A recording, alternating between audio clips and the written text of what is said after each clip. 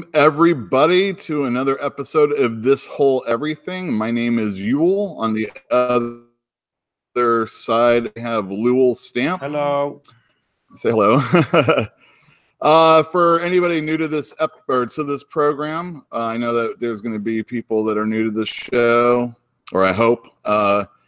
We get together every Tuesday night and talk about comics that came out last week that I read, and also comics that are coming out tomorrow for New Comic Book Day. And we also shoot it, the stuff, and just talk about things that are going on in comics. I am a comic book store owner. My name is Yule. I own Fantastic Comics in Berkeley, California. And my good buddy Lewell on the other end, he helped me get this channel together, and we bounce off each other when we talk. So there. Welcome. Say hi again. Hello everybody. Hello. I keep adjusting my camera because I remember that it's wrong, and then I get in there and it looks correct, and then I get here and it's not again. What do you mean, your camera? Web camera. Yeah, I got that part. Well, anyway. Obviously, it's beyond me. Okay, I'm owning that at this point. I no longer know, but it doesn't look right. Something's wrong. What's that going on in the background? That is my. Hold on. Damn. That right there. That is my humidifier. Without which I would be a miserable person. Oh, your humidifier. Yeah, you ever? Are you kidding me? If I don't have those things on, it's below 20. They don't go any lower than 20, so I don't actually know. But in my apartment, it's always below 20. Humidity. Yeah, fog machine, exactly. What's up, Fantinuum? Yeah, let's get it started. All right. Well, so no, let's not get it started. What's your rush? Fine. What's your rush? Why are you rushing? Let's sit back. You're not rushing. Beer, have a conversation. Right. Talk about stuff that's going on. What's new in your life, Lewell Stamp? Let me think about that for a second. Yeah. Okay, so I am going to be playing in a D&D game on Thursday, Friday, Saturday, and part of Sunday. Hi, Corey. And this is a game that's been going on for as long as I can remember. Really, kind of. I mean, that's almost not figurative. I don't remember when we started, but we only get to play like once every year and a half lately. So it's been a while, but we're going to be doing that this weekend. So I'm super excited about that. And then I talked to Corey on the phone today for a very long time, and we have news. But what else? Selling books online. That's me. Hello. Good. Hello, everybody. Hello, everybody showing up. We actually introduced the show already. I know everybody expects us to just kind of drag everything out until we finally get to something, but I wanted to introduce it to anybody that's new to the show, so that's why it's all up there really quick.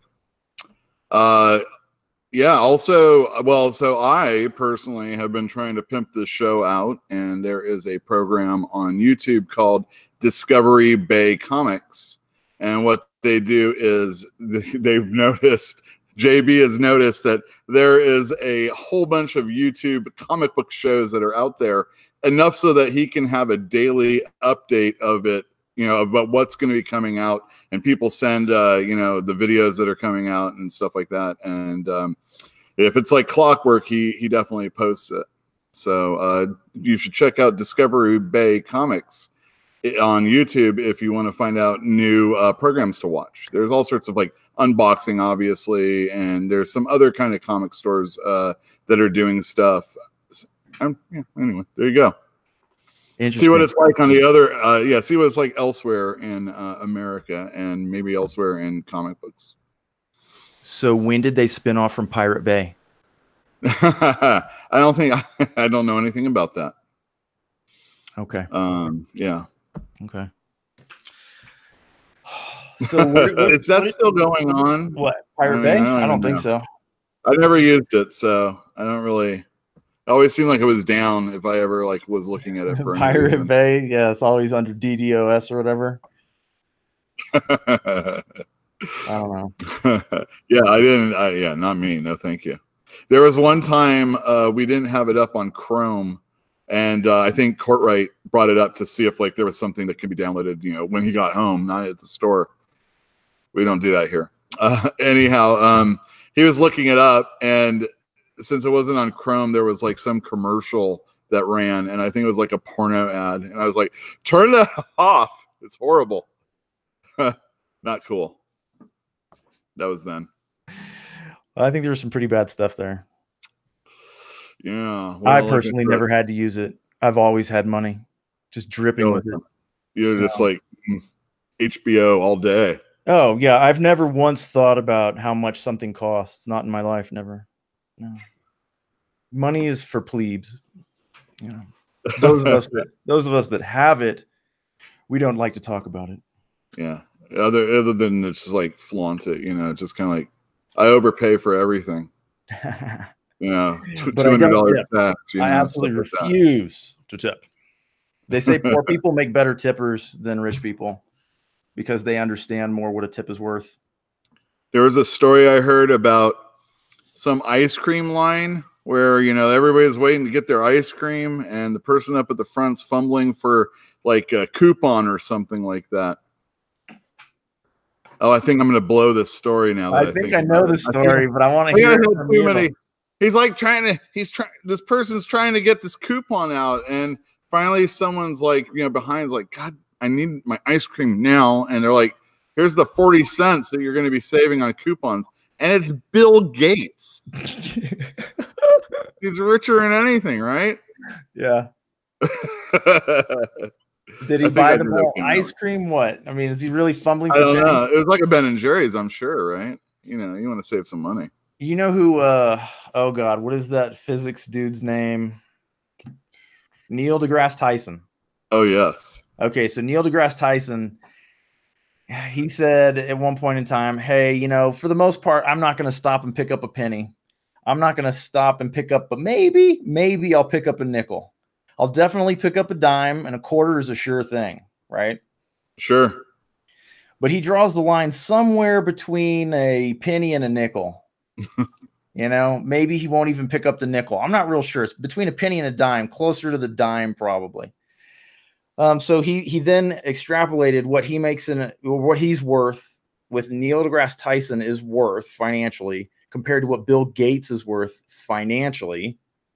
And if you draw that parallel, Bill Gates wouldn't bend over to pick up $25,000. Yeah. What? Well, yeah, that's easy to say, but Well, obviously, of course, he would. It's all right there. I mean, I like what you're saying. Everything's relative, man. Sure. Everything's relative. It is. Yeah, it is. All so right. Anyway, I want to thank the JB over at Discovery Bay for cluing people into our show. Yeah, Thanks. Thank you. That was awesome of you. Yeah. Also, last Saturday or this Saturday or whatever it was, I went to Comics Experience, which is out in San Francisco. They're a comic book store that was celebrating their 30th anniversary. I think technically it was on the 1st of this month, so yesterday. And Brian Hibbs, the owner, had us all over. Todd and I, we went on over, and there was a taco truck up front. That was cool. And I got some cool books over there while I was there, and it was great, meeting. Well, actually, I knew Brian a bit, more like when I was an employee of Rory's. And Joe Field came over. He owns Flying Colors. I hope I got that one right. I always screw that up. Yeah, he was there, and it was really cool, talking to other comic store owners, talking about the industry. It was, good night, good day, good night. You said you picked some stuff up there that was really good. What did you pick up? And don't make yourself a liar, man. Don't no, not at all. So Melissa Mendez, who does stuff or has in the past through Oily Comics. Oily Comics is Chuck Forsman's company, and he's the guy who did, I'm going to say a curse word, but it's the title of the book, so sue me. The End of the Fucking World. It was also a Netflix program recently. How could you? Yeah. So that FYI, was, everybody, he gives me so much grief if I say an S word within the first 5 minutes of the show, which I've done every time. So thank you do for more than taking my that. role away from me. I don't mind getting me. I don't have a job anymore. This is artistic purposes right here. Review purposes. Think of us like the Guardian or something. Anyhow, Melissa Mendez has done things through that. Lou was the book that I read that she did, and it was really good. Anyway, she has done one called Wait, and I picked up the first 2 issues. It looks really good inside, but I haven't read them yet. So I got that. There was a IDW book called it's like a magazine, if you will, but it's a hardcover. It's kind of like a McSweeney's, if you will, for comic books. Anyway, they had the first issue of that. Did I say what it was called? I don't think so. Full Bleed Volume 1. I have Volume 2 here at the store, but the first one went out of print, so getting that was good. I like that. It's basically interviews and talking to comic people. Nice. And it's put out by IDW, but it's not explicitly just IDW people or things being talked about. So if you were to say it's put out by IDW, but what do you think I'm thinking right then? But what? Never mind. Moving on. IDW, but yeah, I don't get it. What's your joke? I'm not going to say it out loud. It's real mean. Darn it. It's real mean. Anyway, so well, let me tell you, IDW, oof. They are. I wasn't gonna say anything.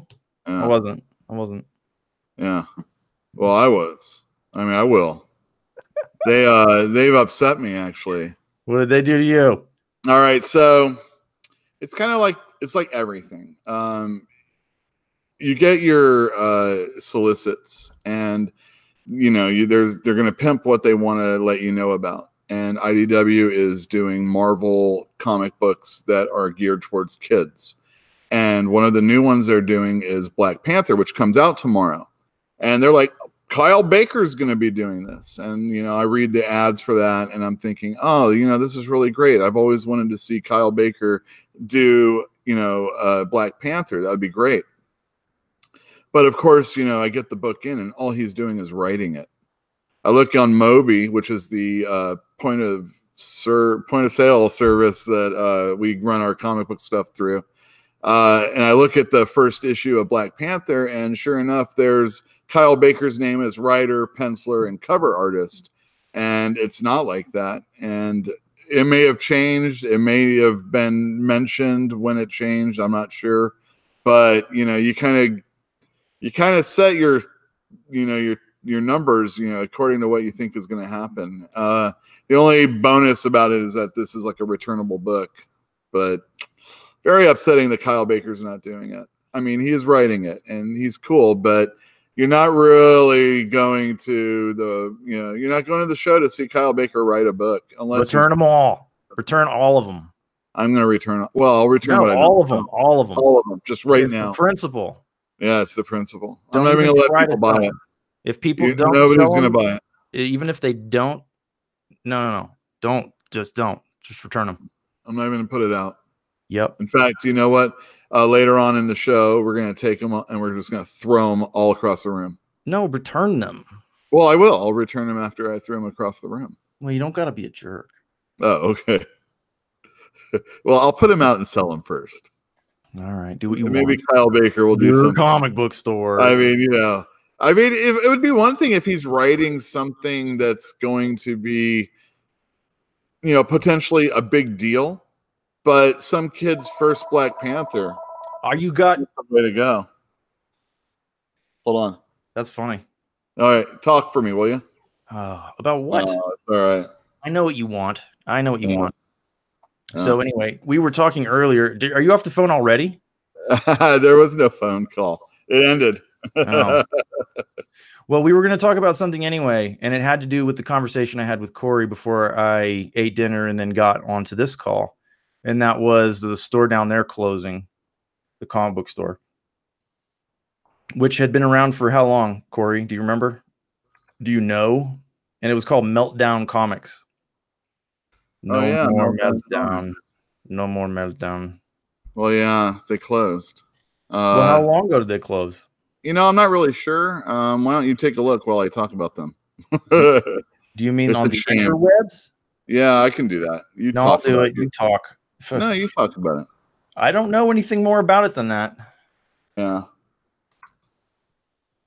Yeah. Anyway, they closed down. I think it was a little while ago. After 25 years? That's a long time. Variety. What was that?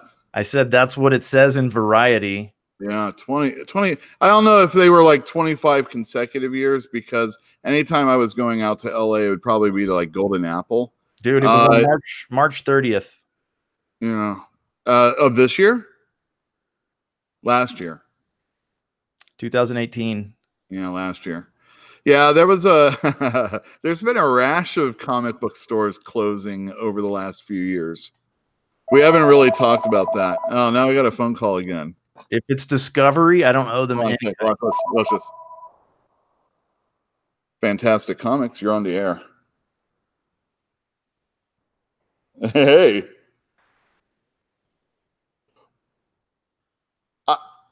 They're not really on the air until you put them on speaker, ding dong. Oh, yeah, I know. I'm just joking about you being on air. Well, you should go on YouTube and see this. Oh, well, I don't know anything about the chat. This used to be considered rude. YouTube? When people would have their conversations in front of other people, it used to be rude. I remember that day. It's past. Well, I don't know what to tell you right now, but you should go in and chat and try and figure it out. Is it a boomer? No, I don't know. Yeah. Good luck on that. I'm not sure. I bet you there's a boomer on the other end of that. Call the store and ask a question, or you can just chat also. Do you have a question? I don't know. Come on, ask a question. I'm very disappointed. All right, man. We'll talk later. Bye, Mom. Bye, Mom. No way. That's not even a boomer. It's much younger than that. Is it a real person, or were you having an air conversation? Who was it? Great. It was not my mom. Yeah, I'm gonna. But yeah, anyhow, there you go. I don't know how anybody doesn't know how to type in the chat. Somebody called you to ask how to type in chat? Yeah, just put your cursor down in the chat and then go right, and then boom. I think there'll be something like that. It says say something. You just go. Bleep. Yeah, say something. And then you exercise your inalienable American right to express your opinion, despite the fact nobody wants to hear it. That's right. And that's why we're doing this, right? Exactly. Congratulations. Exactly. Because if they want to hear what us dum-dums say, then they can tune in. If they don't want to, they don't have to. Yeah. But yeah, Comics Experience closing down like a year ago was one of like many long-running stores. There's a lot of stores that open and close that were, not necessarily long-running also, but I kind of figure like when we got into this store 2011 when we opened, I kind of hoped we would make it 10 years. And mostly I felt that because, the economy wasn't so great during that time. And also, our lease was, a 5 and 5 with a 5-year renewal. And, it's kind of like that's all I wasn't looking at like my 20-year plan or my 30-year plan. I don't know. Comic books were already geared towards going towards digital. And, now with like crowdfunding and things like that, there's even more comic books that aren't actually going through the comic book store. DC has talked about cutting their titles, maybe doing more YA stuff. They've already started with that. Not having monthly comics come out as often, or at least as many titles, which actually doesn't sound so bad. But then you have Marvel going, and then they just overdo it. Like, oh, well, there's 50 less comics out there. We might as well put 50 more comics out there. And, they are they make themselves very important, and you feel like you have to have all of their stuff in your store. But I don't know. Anyway, comic stores closing seem to be happening quite often. So do you remember when all the used bookstores were closing? Yeah. Like, why did it happen to the bookstores before it happened to comic book stores? Well, that's funny because like a lot of our furniture was from Barnes and Noble, and they were closing up, and we got a lot of the comic books from them, or at least the graphic novels. Our bookshelves that we have our books on are from Barnes and Noble, and we got them for a couple bucks a piece, and all we had to do was move them out here, which was good because I didn't know where I was going to get like legit cool bookshelves to put in a store. But I think Amazon is really the reason why. For the longest time, you could get a Game of Thrones book for like $5-6 new. And when Barnes and Noble is like the only bookstore left, Amazon prices are right back up to meet theirs. And, Barnes and Noble doesn't look like they're going to be sticking around much longer either. I feel like comic books, at least, there's a tactile sensation that isn't you can't duplicate on a computer screen. I think if you did different things on the computer screen that you couldn't do in comic books, that would make a bit of a difference. But overall, they really haven't done that kind of stuff yet. So I don't feel like for the old time readers that we really get into like the digital stuff. Also, anybody that's into digital stuff probably doesn't care about comic books anyway. So I don't know. I mean, it's nice to have your collection, be able to go and get it. But again, we've talked about in the past how services end with companies, and for whatever reason, you might not get what you paid for digitally. I don't know. Overall, it still feels kind of risky. I agree, but as far as it goes, like with music, I don't want to do it, but with video games, I'm willing to do it. So I don't really know why there's a difference there, but there is. There's a huge disconnect. I want to own the physical music. Right. Don't care about the game. Don't care. Even if I love it, favorite game of all time, don't need to own a physical copy of it. Right. Well, yeah, I know. It's just, what about when like video? I don't know.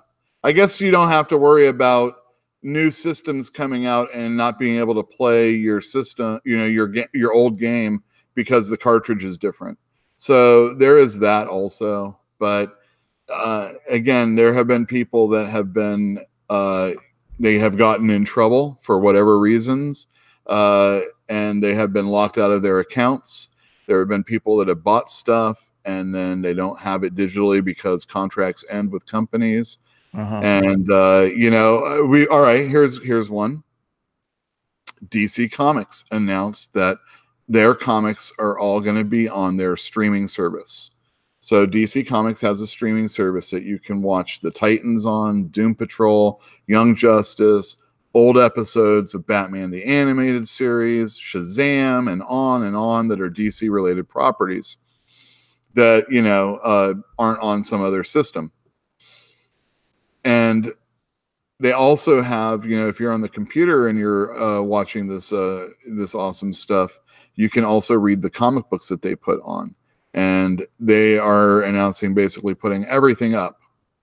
I don't know if there's going to be a rotation or, what the deal is on that, but it just feels like another way.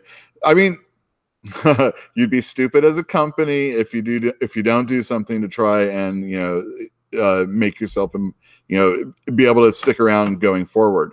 We try and do that too. That's why I sometimes get pop vinyls. I think someone might want to buy them. I don't normally care about them, but I get them. And so DC's doing what they have to be a viable company going forward. But it doesn't say like, "Hey, comic stores, you matter to us." I don't think they do. I don't think they care. I don't think they care about us. No, they just care about publishing and selling. Right. And if they can sell comics at, well, like I was thinking about that. Is it beneficial today to be a specialty store, like just selling comic books? Is that a inferior model to a company that sells comic books and regular books and music and, knickknacks? Well, all right. So I have seen, you see things over the years. Barnes and Noble downsizes and Borders closes, but there are some successful bookstores that are out there. And if you, it just depends on what you're doing. You have to build your clientele. So there was this one that I saw a report on, or I think actually Jill told me about a report on. They basically were just doing poetry and and maybe a few other things, but where was this bookstore failing? Failing. It did very well, actually. But they were building the community, and people were going there specifically for that type of thing, and they were building a community that wanted that type of thing. Poetry. But poetry, yeah. And I mean, you're like, oh, that doesn't sound realistic at all. But I mean, everybody wants to go and be able to see people that maybe like the same thing they like. Poetry? And there's got to be a few. I mean, I'm sure it was in an artsy fartsy town, but my mother loves poetry. Yeah, so she would probably have really dug that kind of a place. I thought, what a fun bookstore to make would be is if you were centered somewhere by a ballpark, football, basketball, baseball, doesn't matter. Yeah, ballpark. And wherever you want to be in a good sports town. You don't want to be in a bad sports town. Oh, and which one is Oakland? What was that? Which one is Oakland? Good or bad? Well, they're not good as far as showing up. If it's the A's. What if it's the Raiders? And usually the Raiders also. Bad town. Bad. No, it's not really. That's just a really crummy stadium that they're in. They're not friendly. Who, the Raiders? Raiders fans. Raiders fans are the most multi-culti fans there are throughout footballdom. They're not friendly. That may be true. I've lived in that town. Hey. If you're in the black hole and you're a Raider, you're okay with everybody else, Oakland's a nice town, except for the Raiders. Oh, you should see when they win. Oh, yeah. They riot when they win. No, stop that. Stop. It happened. It happened. They haven't rioted. I don't even remember. It doesn't always happen. I'm exaggerating, of course, but it's a gift. That's more of a Detroit thing. No, they literally won a game and then somebody got stabbed. Well, that's hardly a riot. No, they were flipping cars. I mean, it was. That's every day in the Dodgers right field pavilion. Let me tell you. Okay. I saw a guy wearing a Dodgers hat at the grocery store yesterday, and I was like, Yule? Oh. Nope. One of the biggest cities in America. They might have a few hats out there. Yeah, maybe. Yeah. So, yeah, there you go. Why don't we talk about some comic books? All right, let me put on the camera and you talk a little bit, and I'll do that. Man, I'm always ill prepared for this moment, and I don't know why. I know it's coming every time, and I don't know. Do me a favor. Oh, tell me about your character. My D&D character? Yeah, he's a wizard. He's a little wizard. He once ran around in the surface world, but then he got trapped in the Underdark. And as a human in the Underdark, he quickly died. And somebody was kind enough to reincarnate the son of a bitch. And so he didn't come back as a human. No, he came back as a little dark gnome. And now it turns out that being a Svirfneblin in 3.5 D&D is like winning the lottery. Dark gnome? Yeah, he's a dark gnome. But it is the biggest boon you could hope to have if you needed to move a character into the Underdark. Ridiculously good dark vision, spell resistance, armor class, bone, everything about them is amazing. Anyway, so I made the transition naturally, and I, of course, have run with it. It's fun to be a wizard in the Underdark. Although scary, very, very, very scary. Oh, man, now that we lost everybody. I hate you all. I hate you all. If you don't love D&D, we no talk no mo. Nope. Not happening. Yeah. All right, that's not so bad. I can lift it up. How's that?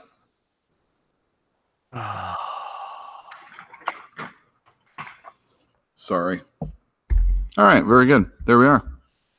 Do you see that? Yes. Lower it. I can lower it. All right. Let me just do that. I still haven't done that 5-minute thing yet. The that 5 clip minute. from that clip from last week's show. Oh, that thing that you asked me to do that I did for you. And then I lost it. And Somehow then you lost. Yeah, I don't know, man. Whatever. No big deal. That's a boomer right there. That guy? No, me, I meant. Oh, I was gonna say the guy on the cover of that comic book looks like oh man, I'm so bad with actors' names.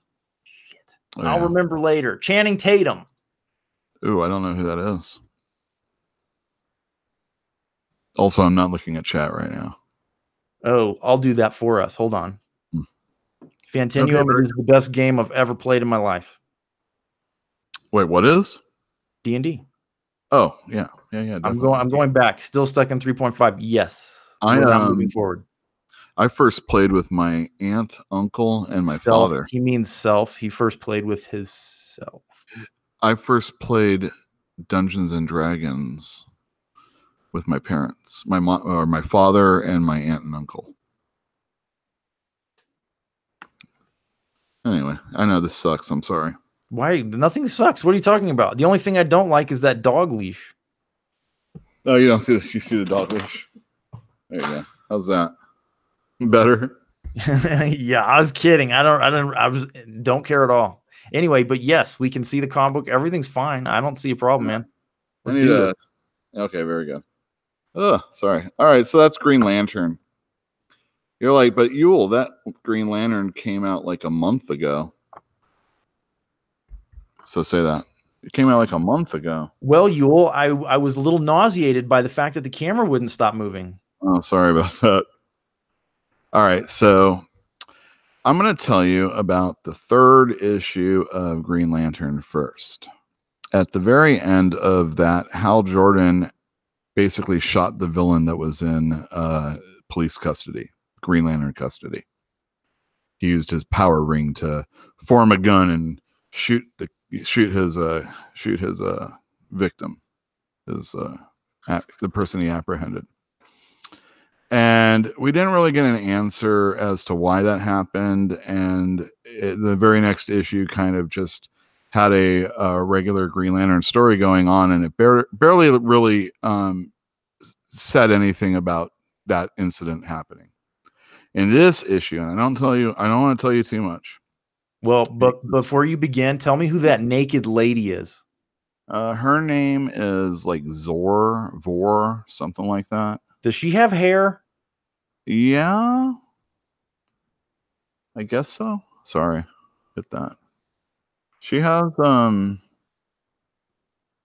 funky head thing going on. She's like the queen of vampires. They're in a vampire setting. Are all vampires bald? She looks bald. Or like she has a carapace on her head. Her head, so it could be interpreted as just her skull, or maybe it's like some sort of like feathering, which may be hair. Anyway, I don't really want to get too hung up on that. Basically, Hal Jordan wants to join the Dark Stars, and they're a group of evil policemen with an unfortunate name. Yeah, exactly. It was basically they found out that Hal Jordan's kind of gone a little rogue in his policing, what with him shooting people and whatnot. And they want to recruit him, or he wants to join them. And so in this whole issue, it's a big old test for joining up with them.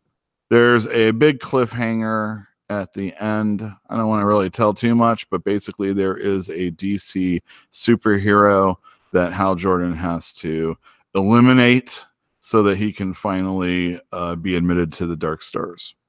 We've all seen this movie. It's like a gang initiation movie. Yeah, that's I what think we. it's all about how you get out of the situation. This is a very important landing when people want to, decide whether or not they want to go forward with the series, I think. Yes, I appreciate a good twist. But it is, and I really liked it, and I thought, the fact that a whole issue in between the shooting and getting a little bit of the resolution, it was nice. These are monthly issues, not bi-weekly issues, so it didn't feel like we were just throwing in another issue in between to take up time.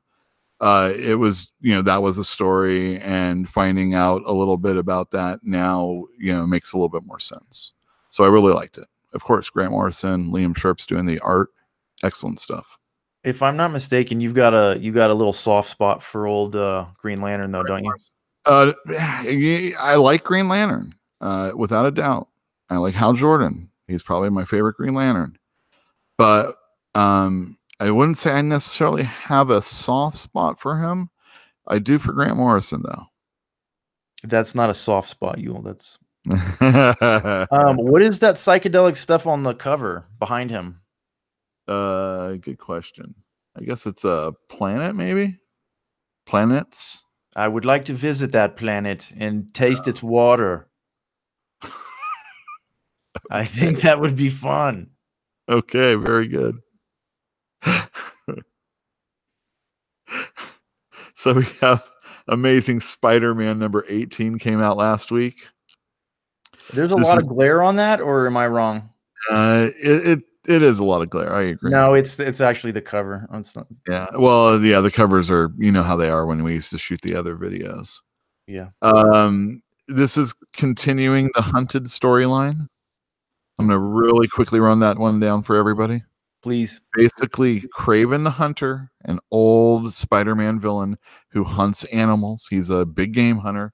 He's taken these rich people that like to hunt animals in pens, and he's put them in a situation so that they could have big game hunting experience that they want without the danger. And in this, we find out, with the help of Arcade, that there are these Kraven robots that are being basically controlled by those rich people.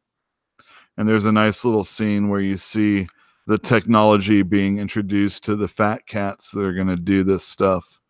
And they give it to one person, and they give him a Spider-Man villain that's basically a nobody. And he just he proceeds to wallop him. And by the end of that, everybody was like totally down to do this. So what Kraven's done is he's collected all of Spider-Man's animal villains, and he's put them on basically an island for them to be hunted down. And that's what the story is. Spider-Man's involved, and of course there's this really creepy scene towards the end, and it won't be a problem if I show that, where Mary Jane thinks there's somebody in her place, but she can't really see him. And at the very end, I'm not exactly sure which character that is, but there is somebody there. It looks like that's not creepy at all. That's pretty creepy. Anyway, that little ghostly Stan Lee down there. Yeah, that little ghostly Stan Lee. That's creepy. Having that show up in your bedroom at night. Ugh. That's right. So Humberto Ramos is the illustrator. Excellent. Every time he does Spider-Man, it seems like he's really into the project that he's working on. When he's not working on it, it's not always there. I mean, he has his Ramos style down perfectly, but he puts a little extra flair, it seems, when he's on the Spider-Man stuff. Let me ask you a question real quick. How do you feel about stories where women are used as a bait? Well, you mean like in this situation that we saw here? Well, like it's left at a cliffhanger. There's somebody creepy. She's asleep. Like the ultimate of like helpless, right? Is you're deadly asleep. So we're supposed to feel worried for her on the last page of that comic book. How do you feel about people who write stories that utilize that technique? Well, that's a character in Spider-Man Peter Parker's life. If he was only hanging around dudes and those were the only characters that were close to him, then one of them would have to be put in that situation. I mean, it's a supervillain. It doesn't matter if it was like a dude, but it's the person who's most close to him. So it makes perfect sense. I can't help the fact that she is a woman. It just happens to be that she's a woman. Mary Jane's been a pretty important part in Spider-Man's life for most of his comic run. I mean, but there's been other people, but Mary Jane's top 2 at least of people he cares about. I don't dispute that Mary Jane is an important character, but do you remember that movie 7? Yes, I do. And do you remember what was in that box at the end? Yeah, I do. Do you remember how darling and sweet and we just loved her? She was just the poor. It's a good thing we didn't know her to be the person she is these days, or else we really wouldn't have cared what happened to her. It's the same kind of manipulation, though. Yeah. It's the Nick Spencer. There you go. Okay, good job, Nick Spencer. We got something to talk about out of that. Well, the one thing I'll say is throughout the entire story, we are in Spider-Man's head through box captions. And he has this nagging feeling that something is going on with Mary Jane that he can't know about. And then he's stuck on this island trying to save these people. And of course, there's something going on out there. So maybe it's something that's working together with this Craven situation, or maybe not. Maybe it will play out much farther on down the line. I have no idea. Doubtful. But yeah, I don't know. Is he working to save his villain? It's a trope. Maybe, I don't know. Is that who you said he was on that island saving people? Who is he saving? He is. Firstly, Spider-Man, Peter Parker cares about all life. With great power comes great responsibility. And yes, because spiders are vegan. It includes saving people that he may not personally enjoy. But there are people on this island that he is close to, like Black Cat and the Rhino and the Lizard, and Kurt Connor, the Lizard's kid, is involved in this. So there are some innocents that need to be saved in this situation also. I'm glad to hear that. Is Doc Ock's not there, right? Because he's not really an octopus. No, and he's Superior Spider-Man right now also. Don't worry about it. I don't know what that means. So there was this storyline, and he was able to switch his mind into Peter Parker's healthy body and Peter Parker's mind into Doc Ock's dying body. And then he died. And there was a Spider-Man. It was Doc Ock swinging around, finding out about... there was some really creepy stuff going on because, the history of Doc Ock was he was going to marry, or... Did he marry? I think he was going to marry May Parker, which is Peter's. Anyway, he gets in his body, and it's like, there he is hanging out with Aunt May, and, it's weird. Let's just say that. Anyway, Spider-Man. We all like weird, though, right? That's why David Lynch exists. It was creepy weird. I mean, it was cool. I mean, I actually enjoyed Superior Spider-Man. It was different. And then eventually, Peter Parker was able to find a way back into our realm, get a body back, and defeat Doc Ock. Good old Doc Ock. Hey, look at my chair. Yeah. See, Doc Ock had to die, but now he's come back, and now he's the Superior Spider-Man. Anyway, there you go. Look at my chair. Look at my chair. No, look at my chair. Look at your chair. My chair. All right, great. What's next? Flash. Yeah, Flash. I'll do this one really quick. The Trickster's involved. This is basically the first issue. We got in the last issue, we had a nice little setup about who the trickster is. You know, a little refresher on some of one of the important rogues in Flash's life. He gets back to Central City and everybody is nice. There hasn't been any crime for weeks. I'll get those guys off of there. There hasn't been any crime in weeks. He delivers like the only villain to Iron Heights. When he gets to Iron Heights, the guy who's always a jerk, who's the warden there, he's actually happy for once. Anyway, of course, there's something wrong going on. And the Flash has to get to the bottom of it. It's a pretty good issue. First issue. Good story. If that was the problem that I noticed with the world, I think I would leave it alone. You would leave it alone? You wouldn't go crazy? You If wouldn't be like, everybody was happy, yeah. You wouldn't be the fly in the ointment? I know I think I would leave it alone. Leave it alone. It wouldn't make for a good story, but everybody's happy. Yeah. Yep. Yeah. Well, anyway, Flash. Oh, goodness.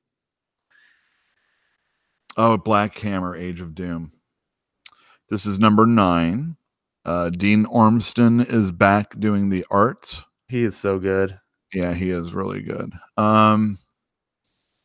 It's so hard to say what makes this good if you haven't been reading this. It's really, I just want to share it with you. But if you haven't been reading it, the best I could tell you is Jeff Lemire is writing a superhero story where he's taking the tropes of characters after a big crisis-like event and what happens to them afterwards. Basically, they disappear and are shunted onto this basically farm, and they can't leave like the city, the outlying area. And it's like it's a podunk town. And of course, some of the characters are totally cool with it. Like the older, superhero that kind of wants to retire, he meets a lady and, he's having a good time. Barbalian, who has to pretend that he's human, is kind of in love with this pastor of this church and he's finding his way. And there's all sorts of stuff like that going on. And then there's some of the characters that don't want to be here and are kind of hoping to get out.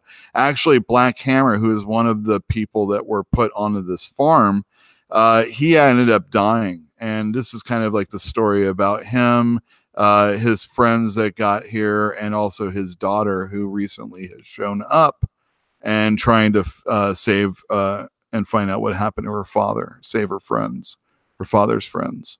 Anyway, that's an idea of the artwork.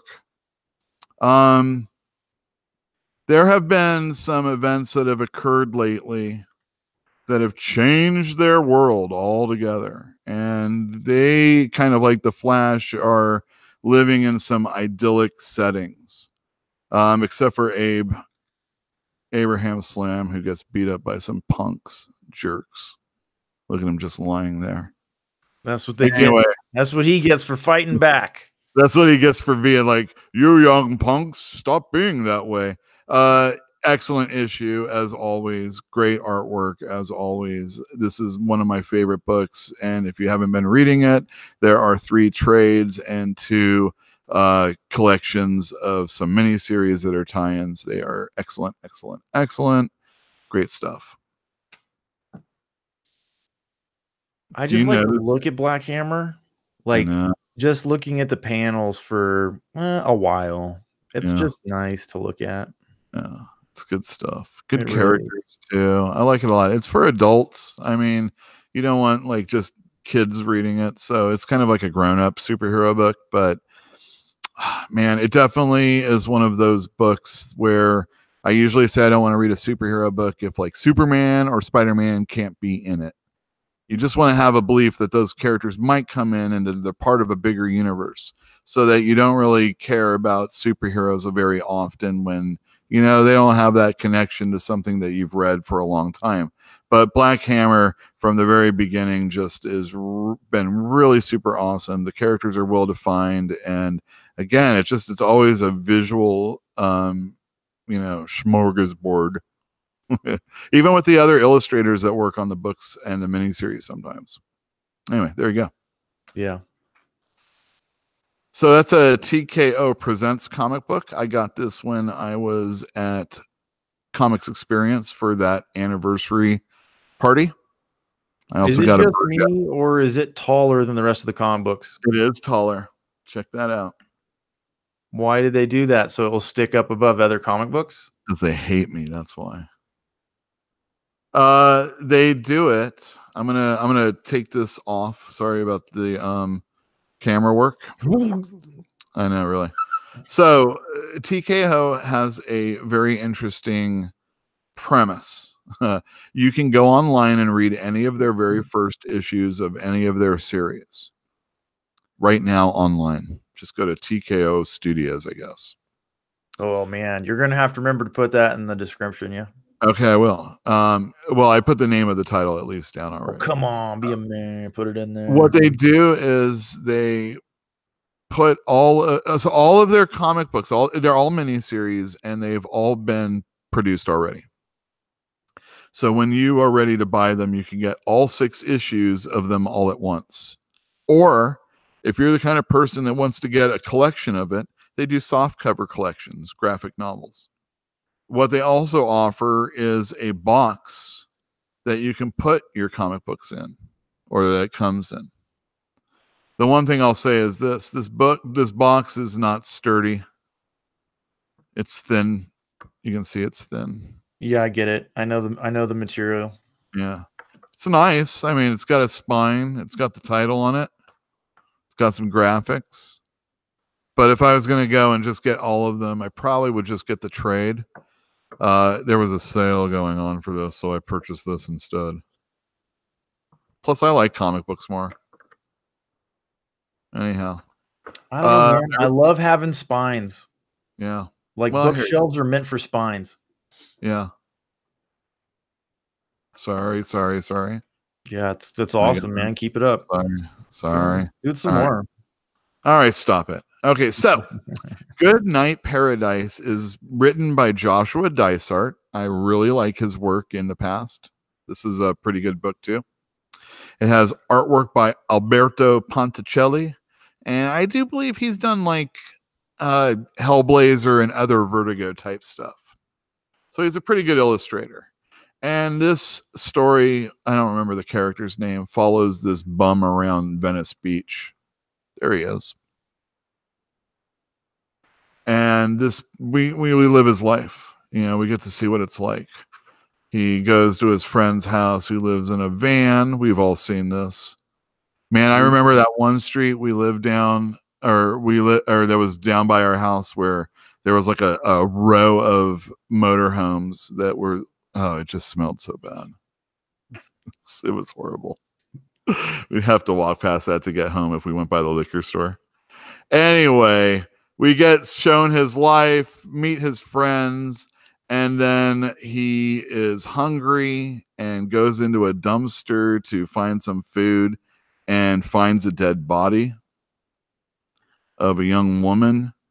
And there's all sorts of like pimp and bad fella kind of situation going on with it. So it was pretty good. I liked it. If you're into like, you know, a crime following people that remind me of vagrants that hang outside our store at night, this is definitely an awesome book. I liked it a lot, actually. It was good. I'm happy to have it, and I'm going to read them all. I'll let you know more about it if I can get them out and read them all, in a timely manner. Yeah. So that sounds to me like a prologue, that issue, that single life around story. Yeah, since you get them all at the same time, it just feels like it is a graphic novel. It doesn't, I mean, I don't know. It was paced well. I mean, there was nothing about it that I really had a problem with. I really liked the way the storytelling was. The art was good. Maybe if it was coming out monthly, I might not get the second issue. But obviously, if you're going to get one, you might as well get all of them. I mean, yeah, they're right there, right? Yeah, really. In the box, in that really high quality box. I'm not buying it for the box. I won't tell that story. Never mind. I'm waiting. I can't. Okay. Anyway, I'm done with that. Oh, is that good, huh? That is all right. I'll tell you. At that party, It was pretty awesome. Eric Stevenson was there. Your buddy with Eric Stevenson, right? Who are you talking to? You. Who is Eric Stevenson? He's the publisher of Image. You used to do work and know him, right? I do not know that man. You don't know? I do not. Oh my gosh, I can't believe it. Didn't you used to drive the truck and help them out with Tyler and whatnot? No, I never helped Image. Oh, okay. Just when it was like a gravy train with like Rory stuff, maybe. I drove for Rory 4 times. Yeah. Okay. Anyway, he's important guy at Image, and we were talking about this crummy box, and then he was like, "Did you see the one that we did for Barrier?" And I was like, "Yeah." He's like, "That's a way better box." I know, but it's like $10 also. Man, you got to pay for high quality. That's right. I'd rather not have a cheap box. I'll tell you what. Again, the cheap boxes aren't going to last. So if it becomes a popular item, the boxes that get destroyed are going to, whatever. Yeah, well, it came with a seal, and I had to break it anyway. You are going to comic book hell. Anyhow, that's the last of the things I've read. So then there's just things that are coming out tomorrow. Well, that's always exciting. It's New Comic Book Day. I know. I'm so happy. There's a couple of really good things. You ready? I know. Okay. Well, you're getting it anyway. All right. First up, Green Lantern number 6. We just talked about number 5. Who did that cover? What was that? Who did that cover? I would assume it's Liam Sharp, the interior illustrator. Let's look at the pictures. There you go. That's pretty nice. Yeah, if you were watching earlier and I didn't want to spoil who the superhero was, I think it's been done now. But that should make everybody happy. It's anyway, a nice cover. It's a very classic sci-fi. So I don't really need to go through this. It's pretty good. I really like this this book a lot. Pick it up. All right. Blood Realm. Actually, I did read this one. That is that's $1.50 comic book. Yeah, this is an alternate comic book. This is volume 2 of Blood Realm. I really enjoy the artwork. It is black and white and red. It's fantasy. And we are following the creatures that fight humans. And these guys come upon this settlement where there's like villains, this big monster. And I want to get to the part where he fights it. There you go. He's fighting this monster. And he gets the upper hand, and then the monster begs for mercy. And you find out in this story that I don't want to tell too much, so understand I'm not going to tell too much. You find out that he's one of them. And there's a bigger, puzzle to what's going on. And it's really cool. I like the artwork a lot. It really reminds me of, I don't know, old school Dungeons and Dragons type stuff. It looks real nice. Doesn't it? I really like this a lot. Can you start pulling those for me? I need those, man. Yeah, sure. The storytelling is kind of like it's told from like a fable of something that's going on, or at least someone's recollections of what's been going on, maybe like in journal form. So the caption dialogue isn't necessarily how I don't like it. It's actually done the right way, which is always a bonus.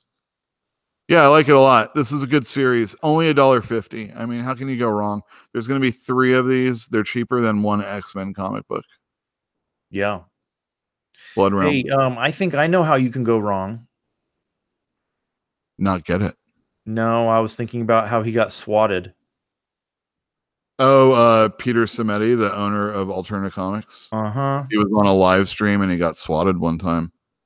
Ridiculous. You hear that kid that instigated a swatting that ended in a fatality? Got 20 years? You got to worry about that kind of stuff. I mean, it's one thing to do it and think you're doing it to be funny. I mean, there was probably a time when it was funny, but that's just not the thing to do, obviously.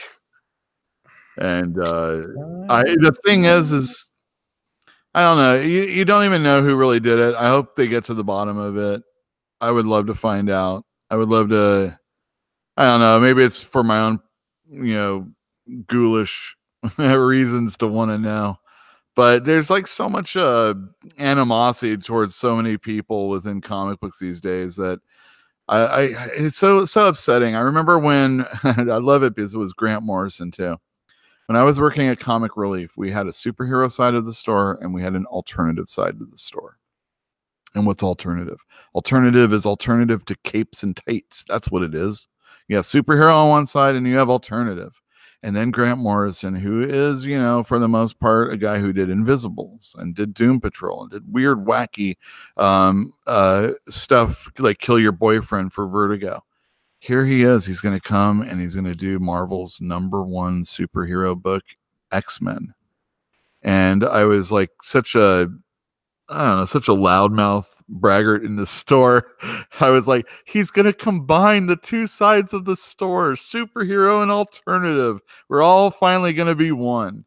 And it's a real shame that, comic books it feels like it's that way right now, that there's definitely a rift between creators and fans and creators and creators and fans and fans. And it's just, I like drama. I like listening to it and finding out about it. But after a while, when you're like if anybody's like paying attention to us and says anything, it's like you've really hit the bottom of the barrel.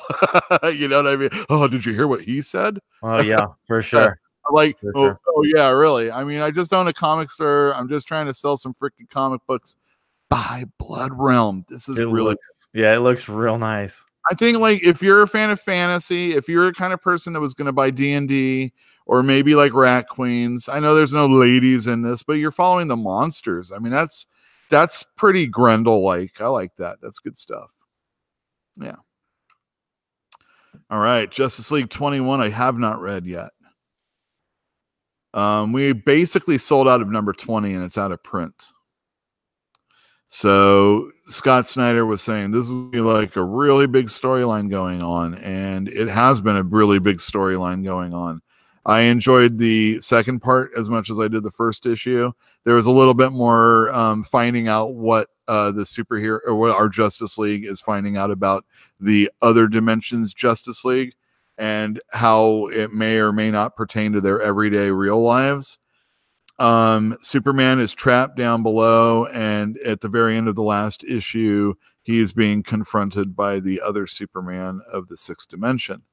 Superman doesn't have his, he's not solar radiated anymore because he's been like in this dark prison and hasn't been able to get out of it. So, this is part 3 of 6. Really enjoying it. You don't need to have read the other issues now. I got you caught up. Great art by Jorge Jimenez. And this has been a really good series. I like it a lot. Justice League. But the question I have for you, Lowell, is this. Are you ready? I am ready to not be able to answer your question properly. No, you don't need to answer a question. You just need to say, are you ready? I am ready. Because we have the debut of a brand new Marvel character that everybody is going to be coming in for. Wolverine. No, brand new. Wolverine. This is a major, major debut of a brand new character. Major X. Just look at that. I know. Was Rob Liefeld involved with this? Not only is he involved in it, but he's writing it. He created it. And this is undeniably one of the most return to form comics I have ever seen in my life. So you've read this already? I paged through it. And let me tell you, there is so much content going on in this book. I can't believe I'm going to have to sit down and read this thing. I thought, oh my God, look at those backgrounds too. Oh, it's so funny. Dude, come on now. Let's just talk about how many feet I'm seeing and look at the action. None. I was thinking, Is that the correct answer? you know how I bitch about women that write in superhero comics and how it's like they're always eating, or there's always some sort of like kitchen stuff going on and stuff like that in the stories. Dude, this is like this is testosterone. This is as testosterone as it gets. This is a really thick mag, and let me tell you, this is big time Liefeld without a doubt. He has been working on his magnum opus, for decades. Stop that. Just waiting to release it upon humanity. I'll tell you what. Look at those panels, though. Those are fun. I mean, say what you will. Look at angular, and it's causing you to, it's just not flat or stupid. I mean, it's stupid, don't get me wrong. But look, I mean, everything's like so it's undeniably great. It's undeniably him. Yeah, I mean, like, all right, look at Wolverine there. I love it. But look, that's a good one. I like that. I wrote a 3. All right, so there was this time when Rob Liefeld was saying that he was going to do an autobiography. Look at those arms on Cable. Look at Cable. That is a weirdly drawn man. Yeah, I mean, it's like it doesn't matter because, I mean, look at this. All right, I gotta put it like this. Look at this. How many pectoral muscles does he have? Where's this guy's shoulder, man? That is a weird looking dude. Around. This should be. He wants this to be like that, but he doesn't. I think is what he's going for. But all right, so there's Wolverine in here, there's Deadpool in here, there's Cable in here, and let me tell you, at the end of this story, there is a major reveal on who this character is, right in the very first issue. This is the key issue. This is the thing you have to look for. I mean, everybody's going to be screaming for this going forward. So you better make sure you come in and get this as quick as possible. So does that mean you don't need to read the second one because everything you need's in the first one? No, but I tell you what. So, all right. So the thing is that Rob Liefeld's he's writing the whole series. He drew the first issue. He's drawing the last issue. And then there's going to be 2 issues that are done by Will Portacio and 2 issues, I guess, drawn. I'm not sure. Don't quote me on this. Maybe this Adelso Corona guy. But I could be wrong.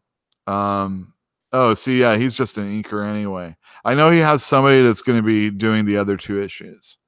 But this is ridiculous and fun, and I don't know. I giggled I giggled at it and with it all at the same time. It was pretty fun. I was never a Liefeld guy growing up, so I don't have that love that you do of that era of comic books. You got to know that Brett Blevins is not really the most exciting artist, and he was drawing New Mutants. And regardless if Rob Liefeld is good in a person's eyes, there is a certain amount of energy and, energy that is undeniable. Again, that if you had to suffer with those boring ass New Mutants and you saw this guy come about and you were a younger reader, I mean, he's definitely, for the person that remembers being 13 to 17 kind of crowd, So if you were 13 and 17, going through there, you probably thought Rob was, the man. If you looked at it and were like, God, that stuff before was boring, and say what you will, this isn't. I can get behind it. I don't know. I don't hate him like other people do. I don't necessarily respect his work either, but I respect him as, a person that did what he did. There you go. Well, he certainly did what he wanted to do, and that is very admirable. Yeah. And I mean, obviously there's stories that you hear stories about Rob Liefeld. He's had some Kickstarter things that got backed, but he hasn't delivered on.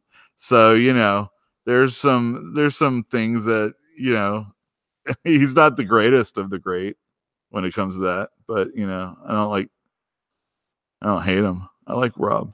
It's cool. All right, last but not least. Hey, look at that. It's out. It is out, huh? Yeah, so I was paging through this also. This is thick. I'll tell you the other thing. This is a thick book for Rob's book. It's $5, but you know, since comics start at $4 normally anyway, unless you're talking about Alterna, then you know, expect to pay $5. This one is $5.99, $6. So it's more expensive. But which one is genuinely a bigger deal? Woof. For anybody that's been reading Marvel or and especially Thor the last 5 years, it has to be War of the Realms. Major X is just a character that's being created for a Rob Liefeld. You know, I mean, it might. Hey, who knows, man? This guy might be the next Cable. He might be the next Deadpool. If you're a collector and want to slab this and get Liefeld's name on it, you know, get his little signature and stuff, this might be like the last or the next, or let's say this might be the next big thing going down the line. It also might be the last big thing, depending on how comics go in the future also. I doubt it. I mean, it's Major X. Look at this guy. But he's going to have a history tied to somebody.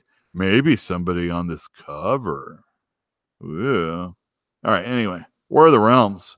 This is really good illustrations. Let's get to an illustration page. Come on. All right, there you go. Oh, no. So this is Russell Dodderman. Yeah, he did the Lady Thor, right? He sure did. He did Jane Thor. That was a beautiful book. This is the one thing I'll say about him. Sometimes his faces and heads on the bodies don't always seem to match up. That's kind of funky on Thor right there to me. But I'm not an artist, so I can't tell you exactly why the reason is for that. It just feels like it's kind of like a smushed on head. But overall, Russell Donnerman is fantastic. His layouts are neat. Again, kind of like Rob Liefeld, but not, I mean. I can't believe you would do that. But no, seriously, the panels are interesting. This really amazing guy. He's a lot like Rob Liefeld. Stop it. No, seriously. I mean, it's different. The angles are different. The panels are different. It's, you know, oh, look, it's an angle. You know, oh, look, it's long. Oh, look, it's, again, another angle.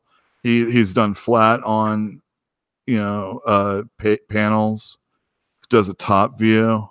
This guy's great. He's obviously was working hard on this one. Look at this. Yeah, he might be almost as good as Rob Liefeld. Stop it. Look, he's got a fantastic colorist going on here. This is probably digital also. And Rob's usually working, I think, from paint, you know, actually working on paper. So, really, you know, that makes a difference also. I mean, he might not have there, but you know, there's a lot of, I mean, it's different when you're working. Look at this stuff. So basically Earth is the last, all right, so this starts off and it tells you all about the different lands. You don't need to have read the Thors beforehand. It's going to get you caught up in the first few pages. And it's going to get you caught up and it's going to put you right in the middle of it really quick because as we saw, Loki is stabbed and dying, it looks like. Oh, and then you get your characters. Oh, yeah, check this out. Stream now free. You can stream the music of War of the Realms while you read this, and I highly recommend you do this, people. Come in and get this and record yourselves reading it and listening to it at the same time. It's great. It's in the public domain and we can use it for this show? Maybe. I don't know. Anyhow, yeah, so you got Odin, you know, a little premise, or anyway, then here we go. We got Thor and Loki. Loki looks really messed up. And yeah, I didn't get to read too much. I did page through it. It looks really good. It looks like there's a lot of stuff happening. There is a lot of words. So I really have to sit down and actually pay attention to what's going on. But basically, I think at the end of this, Malekith, this guy right here, it's not going to go well for everybody. And the last planet, which is, or the last realm, which is Midgard, Earth, it's going to fall if it isn't for these superheroes that are going to help out. Of course, there's going to be a ton of tie-ins. There's going to be, oh God, this is so sad. There's going to be so many tie-ins. There was that Comics Pro meeting I was telling you about, which was a bunch of, so the companies send people, and Diamond sent, or maybe, yeah, I think Diamond sends people, and it's basically retailers getting up and basically sharing their stories and talking about the industry, and sometimes talking about what needs to be changed, because it's, again, maybe that's the actual subject of the show. Things are in free fall right now with a lot of stores, quitting, and there's stores that have been 34 or 40 years in business, and they're out, done, and it's not great. Anyhow, there's going to be War of the Realms Spider-Man miniseries. There's going to be an Agents of Atlas miniseries. There's going to be tie-ins with the Fantastic Four. There's going to be all sorts of stuff. Look at that. Dude, I'm really glad they did the ad in a fold-out instead of making up multiple pages in the book. Yeah, well, that's true. That would be pretty crummy. Anyway, there's going to be like Strike Force teams led by different characters that you never thought you'd see together before, and so on and so forth. But personally, the only books I'm going to be reading that I think are going to matter will be the War of the Realms 6-issue miniseries, and of course the Mighty Thor, or the Thor series that's going on right now. I might pick up one or two of the other ones if there's something that strikes me. I do like Spider-Man, so maybe that'll be the one. But going forward, I really only care about this right here and the Thor series. So save yourself some money, unless you really have to have them all. And definitely come in and get War of the Realms if you read the Jane Thors, the Thor Thors, or all the Thors. You should pick this up because you spent all that time. You might as well see how that story is going to end. I'm looking forward to reading it. Is Dodderman, I'm sorry, I don't know if you mentioned it already, but is Dodderman going to be doing the whole series? I assume he is, yeah. Good. Yeah, Jason Aaron's the writer. He does Avengers. I really like that book. But, actually, I read Avengers anyway, so I wasn't technically counting that. But it will be War of Realms tie-in also. So I would recommend reading that since he's writing all 3 books. So, Major X, Justice League, definitely get Blood Realm. Definitely get Green Lantern. Those are... Will they collect the alternate stuff into trades? They do, but I really haven't bought too many of them yet. They seem to all be of a smaller size. And, maybe think a little bit more manga. And I struggle with that. It is better paper also. But it's getting to the point where Alterna is actually selling through their items. So the only way to get them are going to be getting them in collected form. Yeah, we're tracking down the issues. I have heard that the first volume of Blood Realm is actually selling pretty good on eBay, or has at least in the past. Good. Yeah. I mean, hey, man. Floats, man. Come on. Yeah. The little company that could. I'm really excited for...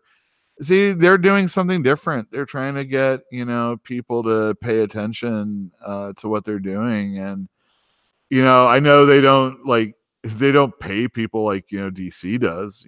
They have to make money off their stuff for the people that put the product out to actually make, real money, and being lucrative. A lot of the stuff gets kickstarted or Indiegogo, and I'm kind of using that as like a catch-all for like Coke or something.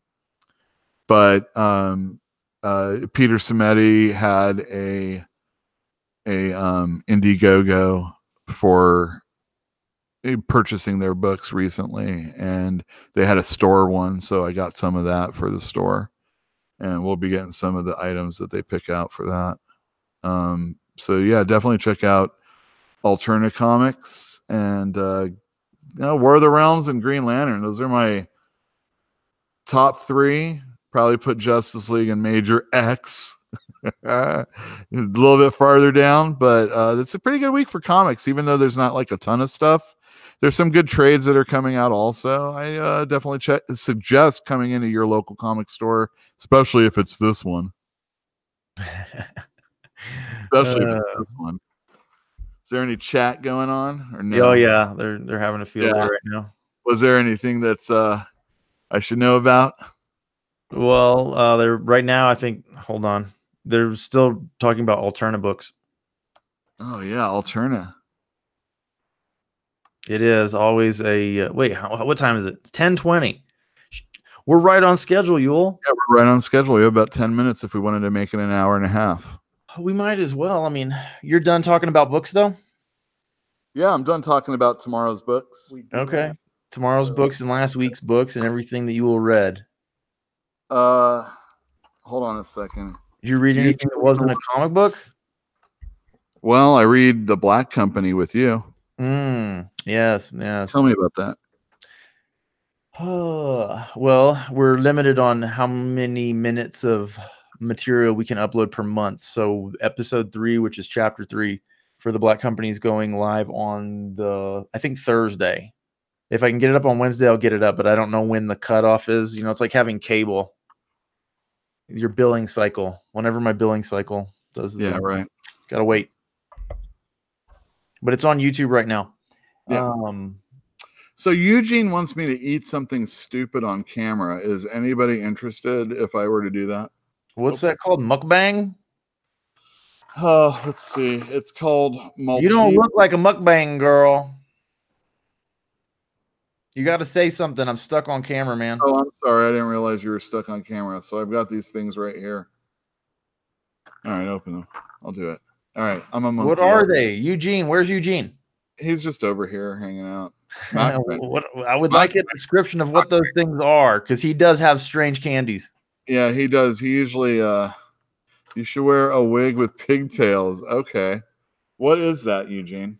I have no idea. He has no idea. I think it's British. It's British. Dude, if we're gonna do ASMR in this, or Yule and I need to be in the same room so that we can talk into a different ear for the show.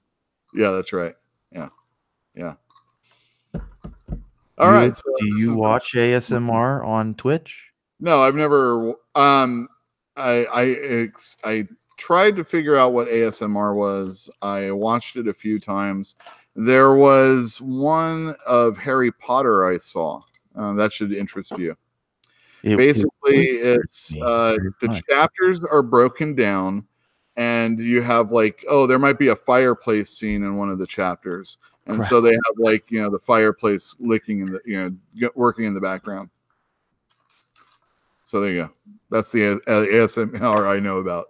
I don't know what it stands for. I just know that on Twitch it is ridiculous. It's usually chicks just kind of eating, right? Something like that. I'm not gonna listen to it, man. I just it comes out of a hole. It comes out of a hole. Let me do this. Oh, that is that is a treat. That's a cornhole challenge. It's a cornhole challenge. See, it comes out of the hole. Get out of town. Yeah, anyway, it's a mothball, I think. So there you go. Boom. Is that it? That's it. What did it taste like? It tastes like a mothball. A malt ball, you mean? A mothball? A malt. A malt ball? Nobody eats mothballs, dude. Nobody. They're mothballs, right? Nobody eats them. Oh, it's like my father would eat stuff like that. Your dad ate mothballs? That's what a Whopper is. It's a mothball, right? Malt. It's not a malt ball. It's a mothball. No. It's like malted milkshakes. Yeah, I know. You just like to pronounce it wrong on purpose. Are you sure it's not called a mothball? I'm positive. Oh, man, we're going to have to change the title of this show.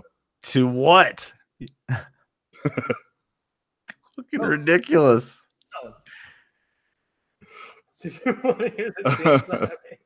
No, we're not doing any theme songs. Do you want to hear this theme song really quick before we leave? Yes. All right, play it so we can I'll put it right up here and then we'll play it. Let's go. All right.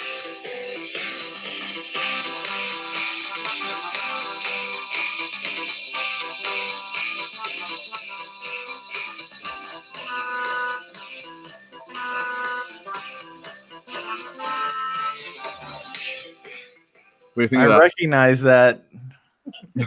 I recognize that music. All right, so there you go. You wanted a lot of slap bass, so How's Eugene doing? He's fine. He's here to bug me. Good man, Eugene. Good man. Superman theme. Yeah, good job. So thank you, everybody, for showing up. Oh, we have 5 minutes. That's okay. Let's end early. We can just say thank you to everybody and then drag it on for another 5 minutes. Well, I was just, kind of extending it. All right. Anyway, thank you, everybody, for showing up. Like the show before you leave, or leave a comment down below if you want me to answer anything next week. And if you don't like it, leave a thumbs down. Tell us that we're doing it poorly. Oh, yeah, definitely leaves a thumbs down. Yeah. In fact, let's get those up higher than the thumbs ups. We've never had an episode that went higher in that regard. So, yeah, this would be the one, guys. This would be we're only at 4 likes. Oh, yeah. Free comic book day all the way. May 4th. May 4th. Oh, and Yule, what is it that you want everybody to be on the lookout for you for on Record Store Day? Oh, yeah. There is a Prince audio cassette tape that is going to be at Record Store Day. So I was hoping that, well, especially you, Lowell.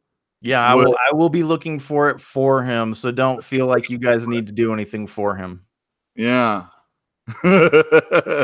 Thank you for the thumbs down. Yeah, I appreciate that. That's awesome.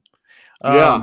I'm going to get Frank Black's solo album on vinyl, which I've been wanting for about 25 years. Well, is this the one with the Beach Boys song? Yes. Okay. Yes. It's an extraordinary album. It's so good. And it's such a weird segue away from the Pixies. Tops. I love it. Can't wait to get it. Can't wait. Is that the one? Yeah, that's the one. Yeah, that one. Yeah. Anyway, thank you everybody for showing up. Hope to see you next week at 8:00 on Tuesday. And good night. Good night, everybody. Thank you. See you guys.